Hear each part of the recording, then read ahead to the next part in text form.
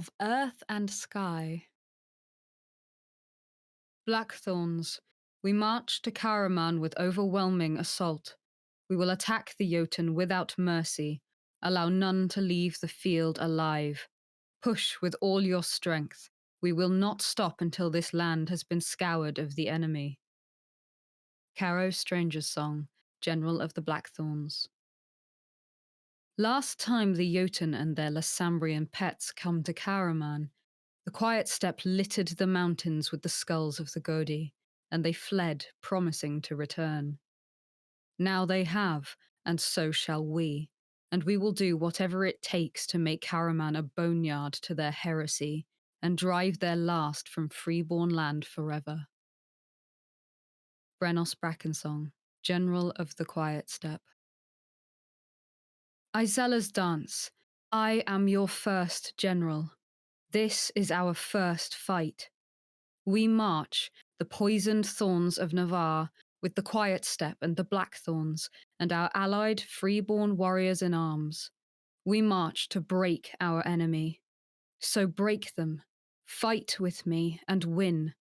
Strength to the Empire, strength to Navarre. Larkin Shattersong, General of Izella's Dance. Freeborn, you are sick of waiting, sick of routine and rest and rumination. You have felt the aligning of our minds, and now is the time to do what you do best. Our siblings in the fire of the south sweep towards us with our Navari cousins. Flow through Jade Range with these armies and hit the invaders with your most daring raid. Take all that they have, leave them nothing. Through their losses we will raise the burning falcons. Dolora y Sol Devorador y Erigo, General of the Red Wind Corsairs. We have waited, we have bled, we will hold back the tide no longer. Follow me to our homes in Karaman, and we will crash down upon them. Burn them from our land with the flame in our souls. We fight with virtue, and our balanced attack will tear them from our land. Aracelis y Erigo, General of the Fire of the South. Grass, stone, and water. During the summer solstice, the Lassambrian Jotun and their former Mornwald Yagara allies cooperated on a plan to divide the mountainous regions of Karaman. In the week following the solstice, they complete their scheme. Roads are torn up, bridges collapsed, even a few small landslides caused. The settlements of Karaman become more isolated. Braden's Yassi and its vital fort are cut off from Cerebrianti and Ceredamata, and the Jotun Lassambrians regroup on the arid Jade Range, the grasslands wilted and beaten under the relentless sun of the Great Drought. Their target is Fort Braden. If they can take Braden's Yassi, then in a stroke they will take control of the entire territory, cutting off access to the great mine of Brianti and the Dalmatian cliffs. Unfortunately for the orcs, the Empire has other ideas.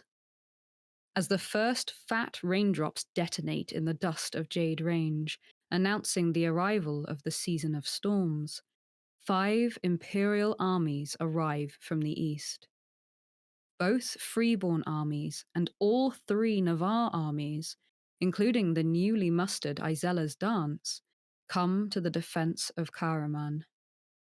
The great host of the Blackthorns set the pace, launching an overwhelming assault against the orc flanks, driving straight for Nestor's Rise and the main orc force.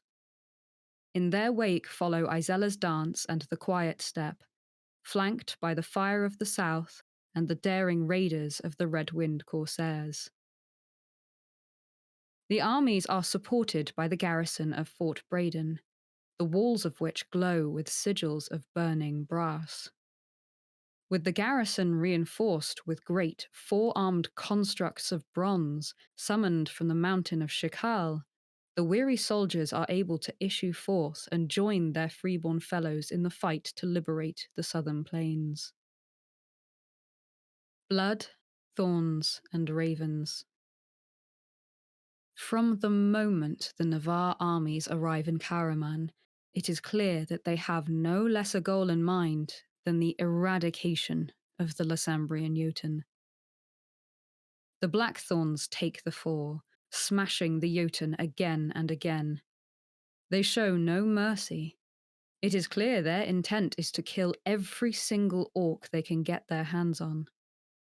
They are aided in this by the Quiet Steppe, who not only employ strategies intended to lure their enemies into ambushes, no mean feat on the open plains, but also ensure their allies, Navarre and Freeborn alike, are equipped with venomous weapons and battle potions.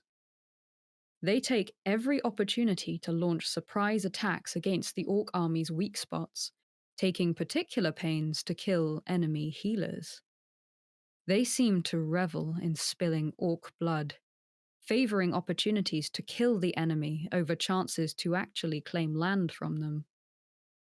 Their drive to kill is matched by that of Izella's dance, whose thorns are supported by both spring magic and poison, both turned toward quick slaughter of their enemies.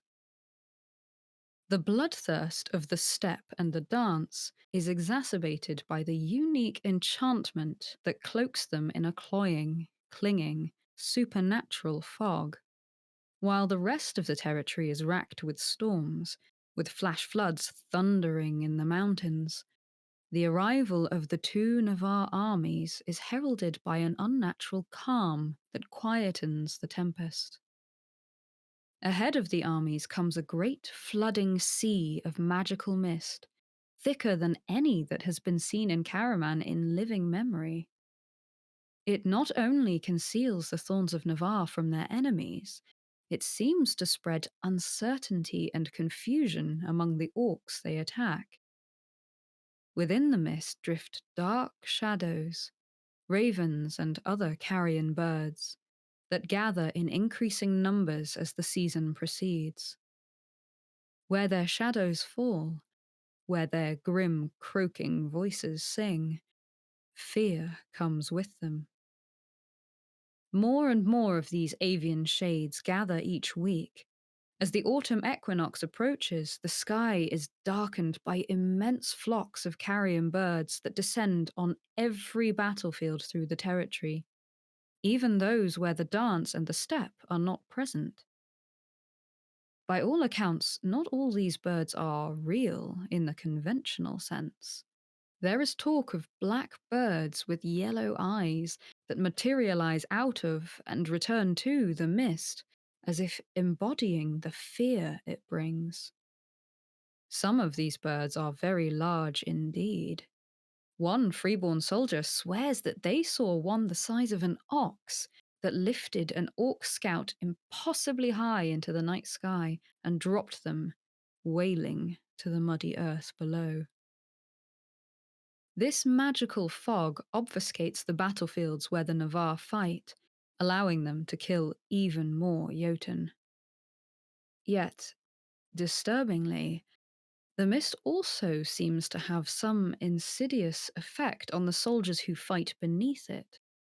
It greatly amplifies the bloodthirsty, violent impulses of those influenced by it. Thorns who do not take pleasure in killing are mostly unaffected beyond the occasional surge of anger or irrational hatred. Yet, in any army, there are soldiers who revel in the chance to kill their enemies, whether out of a thirst for death or a twisted idea of expediency. It is these Navarre who are most influenced by the enchantment. As the campaign in Karaman rolls on, the bloodthirst becomes stronger, and even some of the soldiers of the Red-Wind Corsairs and the Fire of the South begin to eye their allies nervously. Thunder, lightning, and rain.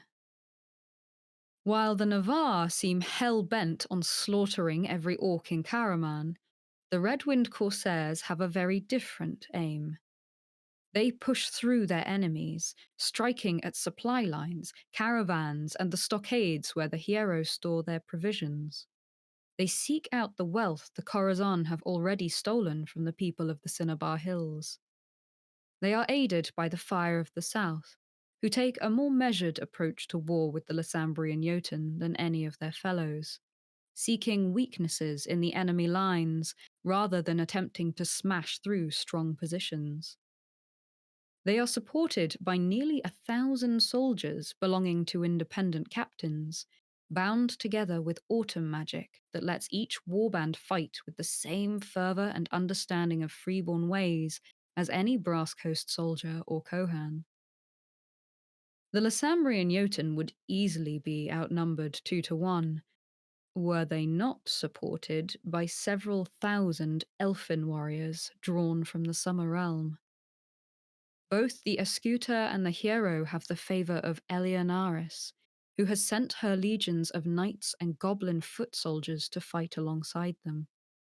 The Khorasan are further reinforced by Stephen of Sarkham and his fellow Yagara, still seeking every opportunity to avenge themselves on those who slew beloved Wallace during the spring equinox. Their initial strategy is clearly to push forward to Braden's Yassi. Even the Khorasan have put aside their raiding ways to focus their attention on victory, on securing Karaman. When it is clear they are facing not a single beleaguered garrison, but 5 armies of Imperial soldiers, they are forced to quickly adapt their plans. They fight to hold back the tide, but it is clear that they are overwhelmed and outmatched. They are forced into a fighting retreat in the face of the Navarre fury, pushed mile after mile back towards Gambit and to the Lysambrian hills. A month after the first engagement, the Lysambrian orcs rally at Nestor's bounty, gather their forces, and begin to push back. There are new warriors supporting their counterattack. Crimson-clad Skjaldarborn, a 4th army, fresh from a great charge along the length of Calcea and Narkist to aid their Lysambrian cousins. Their presence stiffens the resolve of the Lysambrians, renewing their morale. Buoyed up by the words of their Godi, who urge them to fight with courage and pride against the imperial forces, to show the Navarre how truly virtuous people make war, they take the battle to the Empire. It's not enough. A bloody clash on the plains near Nestor's bounty breaks the Lysambrian line, inflicting horrible casualties. The orcs are forced to retreat again, ceding the town, the Escuta barely pausing to gather what wounded they can recover from the field before they are forced back toward the borders of Gambit. The fighting is vicious, bloody, savage, and the Jotun have no answer to it. They are forced to fall back again and again until finally Jade Range is swept clean of the Western orcs. The armies do not pause, give them no opportunity to regroup. The Blackthorns are eager to chase the Lysambrians wheresoever they try to retreat. They lead the Imperial armies in pursuing them into Gambit. As the autumn equinox draws near, and the tempestuous weather finally begins to wane, the orcs are still being driven westward. Not only have the Empire claimed Jade Range, they are nearly 1/3 of the way toward driving the invaders out of the territory entirely. The bulk of the orc forces are encamped on the edge of the Sand Woods, but there are warbands of Khorasan and Yagara spread out across the entire region. The Lysambrian Jotun must know they are defeated, but the fires of virtue burn in their hearts, so it remains to be seen if they are prepared to accept that they cannot win. Game information. The Lysambrian Jotun are overwhelmed by Imperial forces. The Empire has reclaimed Jade Range and driven the orcs back into Gambit. During the summer solstice, the Lysambrian Jotun enacted a plan detailed in the One Tree at a Time Wind of War. As a result, travel through Serra da Mata, Serra Briante, and Braden's Yassi has been crippled. Campaign armies now struggle to move freely between Braden's Yassi and Serra Briante, or between Serra Briante and Serra da Mata. This makes it impossible to attack more than one of these regions in the same season. This has also dealt a devastating blow to the effectiveness of Fort Braden, and to any other fortifications in the surrounding area.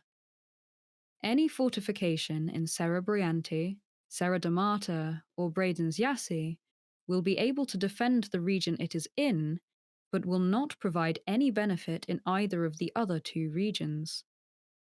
This situation will persist until the Empire is able to commit the time and money needed to repair the roads and bridges, something that will be difficult to do while the Lysambrian Jotun are still present. Two of the Navarre armies were under the effect of Shroud of Fog and Ravens, a ritual not part of imperial law that enhanced their ability to kill Jotun warriors.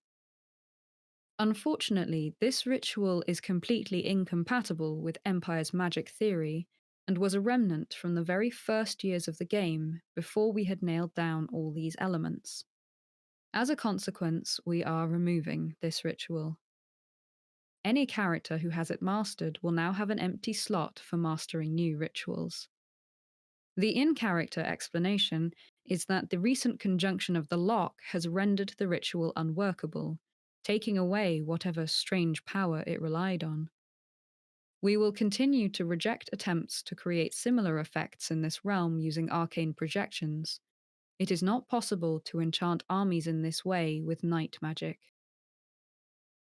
Last Light of the Sun. Battle. A major conjunction has been identified in Karaman.